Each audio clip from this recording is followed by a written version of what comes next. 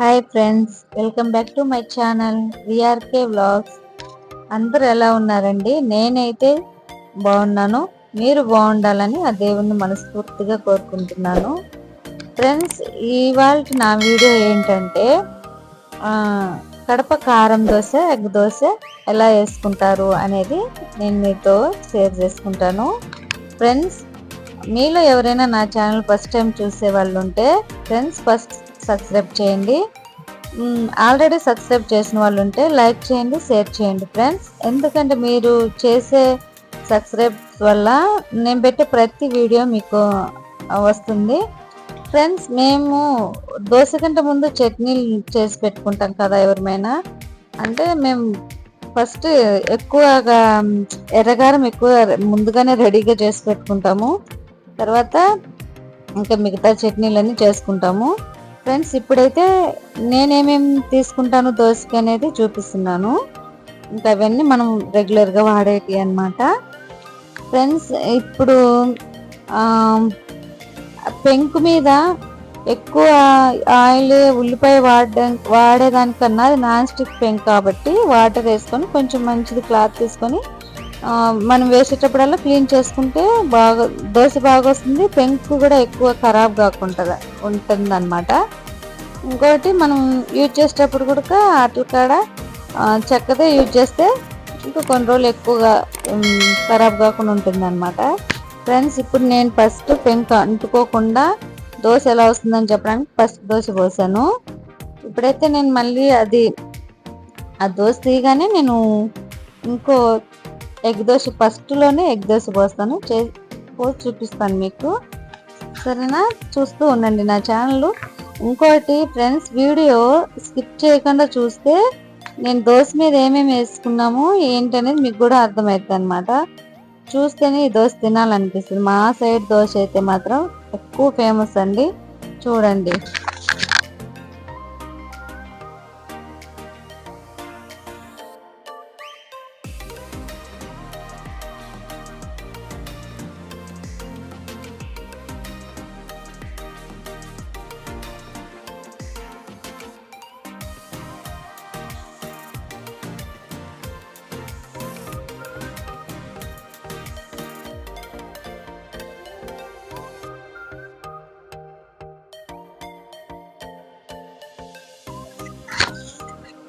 Friends, మామూలుగా దోశ పోయగానే అది అంటే దోశ ఇట్లా మనం తిప్పి ముందే మనం పైన గుడ్డు కొట్టేసుకొని దాన్ని స్పూన్తో ఇలా చేసేసుకుంటే బాగుంటుంది దోశ. ఎందుకంటే మనం తిప్పి మళ్ళీ దాన్ని తీసి వేసిన తర్వాత వేస్తే కాలదు అనమాట. కాలకపోయినా స్మెల్ వస్తుంది. అది స్పూన్తో అలా చేసుకొని దోశ మొత్తం ఇట్లా చేసేసుకొని దానిపైన కొంచెం ఆయిల్ వేసుకొని కొద్దిసేపు కాలనీయాలన్నమాట.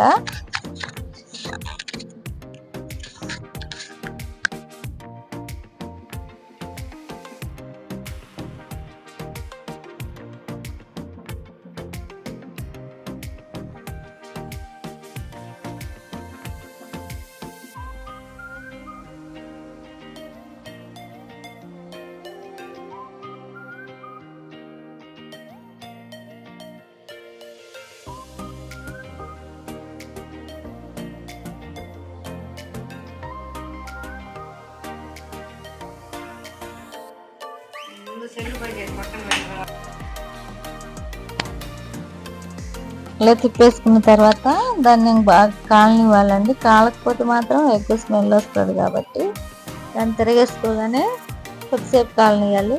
కొద్దిసేపు కాదు, గుడ్డు బాగా బ్రౌన్ కలర్ వచ్చేటట్టుగా వేసి కాలితేనే బాగుంటుంది.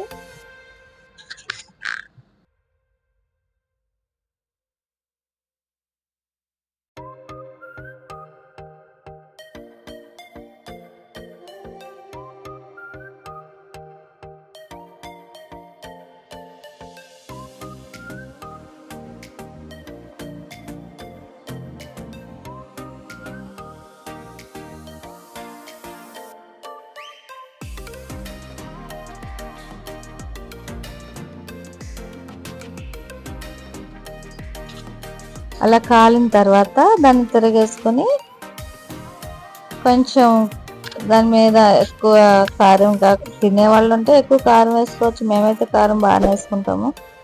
లైట్గా కారం వేసుకొని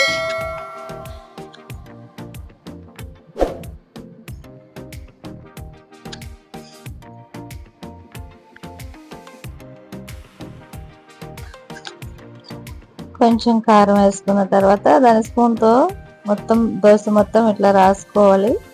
రాసుకున్న తర్వాతే కొంచెం లైట్గా తినేదానికి లైట్గా వేసుకోవచ్చు, లేదంటే ఎక్కువ తినే వాళ్ళు ఉంటే ఎక్కువ వేసుకోవచ్చు. ఇంకా దాని తర్వాత మామూలుగా మనం పుట్నాలు పట్టి పెట్టుకున్నాం కదా పప్పులు, అవి ఆ పొడిని ఇలా చల్లుకొని దానిపైన కొంచెం ఆయిల్ వేసుకొని దోశని ఇంకా మడుచుకుంటే ఎగ్ దోశ అండి. అది ఒకసారి దాన్ని ట్రై చేసి చూడండి. అబ్బా, నేనైతే చెప్పడం కాదు కానీ చాలా బాగుంటుంది. మీరు కూడా ట్రై చేసి తిని చూసి అప్పుడు చెప్పండి. ఇది ఎగ్ దోశ అన్నమాట. ఓకే, ఇంకా కారం దోశ ఒకటి మీకు సింపుల్గా అంటే మీకు చెప్పడానికి మాత్రమే ఫస్ట్లోనే ఎగ్ దోశ ఒకటిను కారం దోశ ఒకటి వేసాను.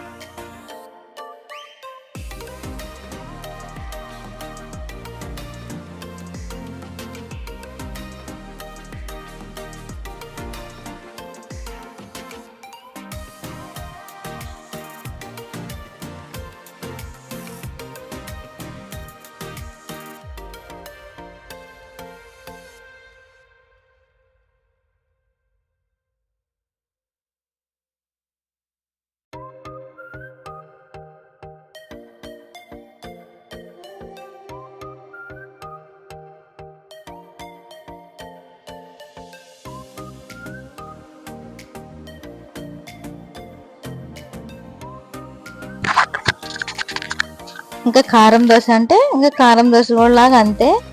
ఒక దోశ ఒకసారి తిప్పి కొంచెం కాలిన తర్వాత దాన్ని మళ్ళీ ఇట్లా తిప్పుకున్న తర్వాత ఎర్రగారం పూసుకొని